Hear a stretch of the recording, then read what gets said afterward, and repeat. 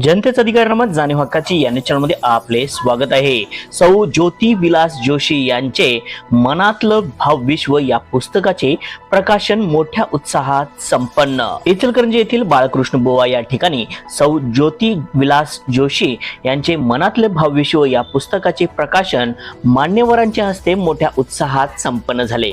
प्रथम मान्यवरांच्या हस्ते दीप प्रज्वलन व बाळकृष्ण बुवा यांच्या पुतळ्यास पुष्पहार अर्पण करून अभिवादन करण्यात आले। त्यानंतर शब्द, चित्र, सूर यांची अभिरुची संपन्न अनुभूती देणारा अनोखा आविष्कार सादर करते सौ गौरी पाटील, स्वर श्री राजा कदम, चित्र व सौ चितकला कुलकर्णी, शब्द याला तबल्याची साथ देणारे श्री जितेंद्र कुलकर्णी यांनी सादर केले।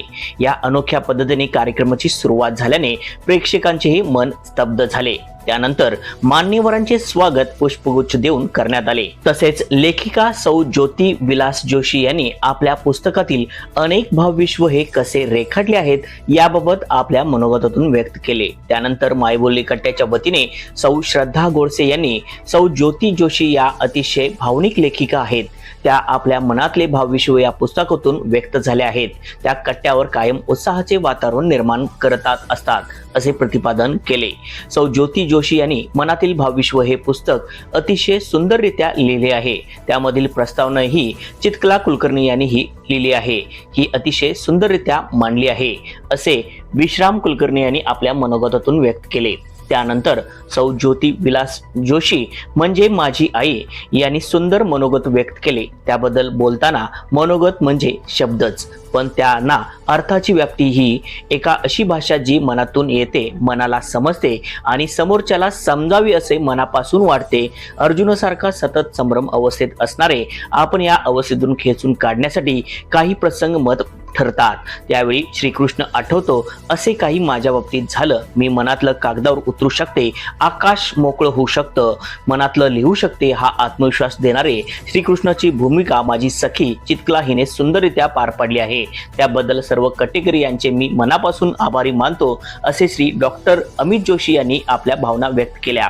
तसेच डॉक्टर विलास जोशी यांनी आपल्या सुविद्य पत्नी सौ ज्योती विलास जोशी यांना मनातील भावविश्व या पुस्तकाला शुभेच्छा दिल्या। तसेच कार्यक्रमाचे प्रमुख पाहुणे लेखक मान्य श्री नंदन हेरलेकर यांनी लेखिका सौ ज्योती विलास जोशी यांना पहिल्या पुस्तकाला शुभेच्छा दिल्या। यावेळी सूत्रसंचलन व आभार प्रदर्शन सौ दीपा पुजारी, सौ स्वाती कुलकर्णी, सौ स्मिता कुलकर्णी यांनी सुंदररित्या पार पाडले। या कार्यक्रमासाठी व शुभेच्छा देण्यासाठी मायबोली कट्ट्यातील सर्व सदस्य, डॉक्टर विलास जोशी हॉस्पिटलचा स्टाफ, आप्तेष्ट, मित्र परिवार यावेळी मोठ्या संख्येने उपस्थित होते।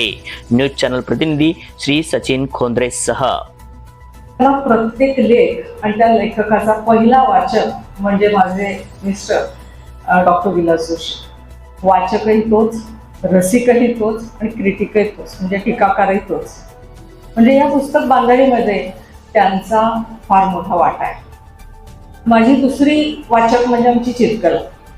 अगदी तांत्रिक बाबींपासून ते परिच्छेद लेखनापर्यंत किंवा त्या एखाद्या विषयाच्या मथळ्यापासून ते त्याचा मार्मिक कसा शेवट व्हावा इथंपर्यंत हे सगळं काही तिने मला शिकवलं। एका वाक्यात सांगायचं झालं तर माझ्या लेखनातली गती म्हणजे चितकला, ही व्याख्या होईल माझ्यासाठी। या पुस्तकामध्ये प्रस्तावना तिनं लिहिली आहे। प्रस्तावना इतकी सुरेख आहे की माझ्या या पुस्तकातले लेख आहेत ना ते एकमेकात कुजबुजायला लागले, प्रत्यक्षाहून प्रतिमा सुंदर म्हणून। माझ्या मनात तिच्याविषयी कृतज्ञतेचे भाव आहेत।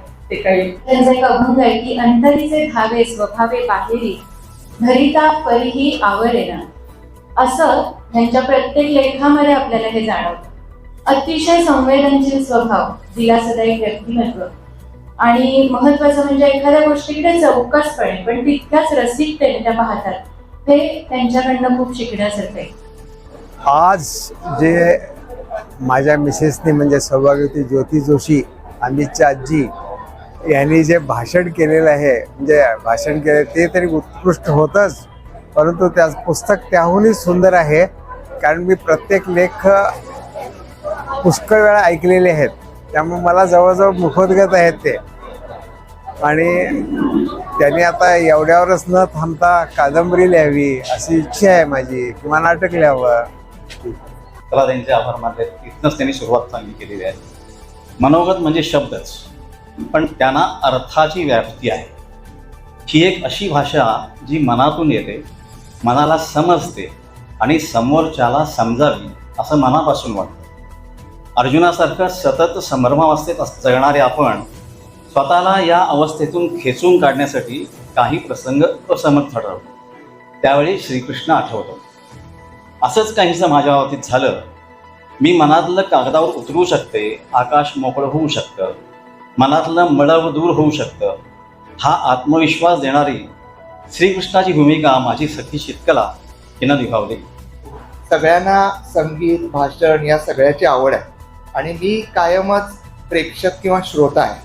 त्याच्यामुळे मलाही भाषण करायची जबाबदारी वक्ता म्हणून जरा ॲक्च्युली नवीनच आहे. पण आणि दुसरं म्हणजे इतके चांगले वक्ते आणि चट्टेकरी लोक शेजारी बसलेले असताना ॲक्च्युली मनोगत व्यक्त करायला मी इथं धाडसानेच उभा आहे. तर मला थोडंसं विचारावंसं वाटलं होतं की यातल्याच काही लोकांना की माझ्या जागी तुम्ही असता तर माझ्या आईबद्दल काय थोडं बोलायचं होतं, पण ते काय झालं नाही. मीच उशीर आलो आणि कुणाशी बोलणं झालं नाही. मग त्याच थोडे भाषणाला मुद्दे मिळाले असते, पण ठीक आहे, आता तो क्षण गेला. तर आता ॲक्च्युली एक संदर्भासह म्हणजे तर मला जावेद अख्तरांची एक आसूम नावाचं एक छोटी गझल आहे.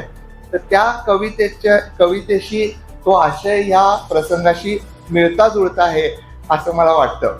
तर त्यांनी त्यामध्ये असं सांगितलेलं आहे की अश्रूंचा ठाव जो आहे तर तो हृदय आणि डोळे ह्याच्यामध्ये जिथे विचार आणि स्वप्ने ही दोघं एकत्र येऊन गर्दी तयार करतात, त्यावेळी तो बिचारा अनाथ अश्रू रस्ता चुकलाय आणि मग त्याला अचानकपणे त्या निबिड अरण्यातून बाहेर येत नाहीये. तर त्याला समोर असा एक मोठा कारवा दिसला आणि मग त्याला असं वाटलं की आपण ह्यात समाविष्ट झालो तर आपण कुठंतरी एका दिशेला जाऊ. तर तसं मला वाटतंय की ती आमच्यात फारच गुरफटून पडली होती आणि तिला काही समजत नव्हतं की आता नक्की काय करावं. तर बऱ्याच वेळेला आपल्याला कोरोनाचा काळ माहिती आहे, त्यावेळी सगळेजण असे खूप म्हणजे घरात बसून बरेच लोकांनी म्हणजे आता काहींनी पाककला ही कला विकसित केली, काहींनी चित्रकला विकसित केली. तसं आईने चित्रकला आणि लिहिणे हे दोन्ही सुद्धा विकसित केलं त्यावेळी आणि त्यामुळेच आय थिंक तिची अशी खूप मोठी प्रगती झाली. अधिष्ठान असेल तर कोणतंही कार्य होतं. बालकृष्ण स्मृती मंदिराचं अधिष्ठान आहे. त्या स्वतः उत्तम कर्ता आहेत. त्यांच्याकडे ते सर्व कर्म करण्याची साधनं आहेत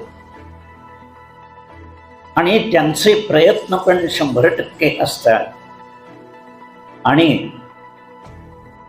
त्यांच्या पाठीशी खूप मोठे संस्कार आणि खूप मोठं दैव उभं आहे.